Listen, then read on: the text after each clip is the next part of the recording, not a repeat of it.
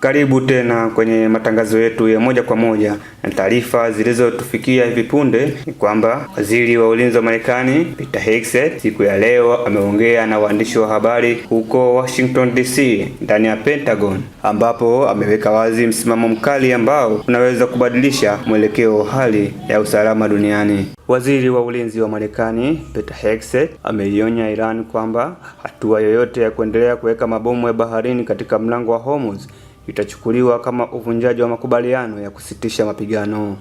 Kwa mujibu wa Hegseth, Marekani haitavumilia jaribio lolote la kuvuruga usafiri wa meli katika eneo hilo muhimu duniani, na imeeleza wazi kuwa jeshi lake lina mamlaka ya kuchukua hatua za haraka, ikiwemo kushambulia boti au vikosi vitakavyohusika na uwekaji wa mabomu hayo. Aidha, amesisitiza kuwa Marekani itaendelea na operesheni yake ya kuziba njia za usafiri wa baharini kuelekea Iran maarufu kama blockade, ikiwa ni sehemu ya mkakati wa kulinda usalama wa kimataifa na uhuru wa usafiri wa majini. Kauli hiyo inakuja wakati wa mvutano ukiendelea kuongezeka katika eneo la Mashariki ya Kati, huku mlango wa Hormuz ukiwa njia muhimu inayopitisha sehemu kubwa ya mafuta ya dunia.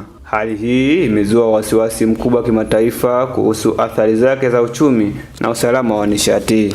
Kwa kifupi, Marekani imetuma ujumbe mkali kuwa haitaruhusu tena vitendo vinavyoweza kuhatarisha amani na usalama wa usafiri wa kimataifa katika eneo hilo.